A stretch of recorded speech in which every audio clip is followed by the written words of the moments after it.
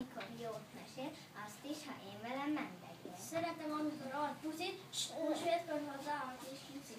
Szeretem, amikor megdicsér, és a mindig elviszi. Szeretem, amikor rám hajol, homlokon csókkal és átkorol. Szeretem, amikor dolga van, meglátom rajta a boljamat. Szeretem, amikor ölbe vesz, és esténként kábít. Szeretem, amikor kérdezem, jó-e, ha öleli két kezem. Szeretem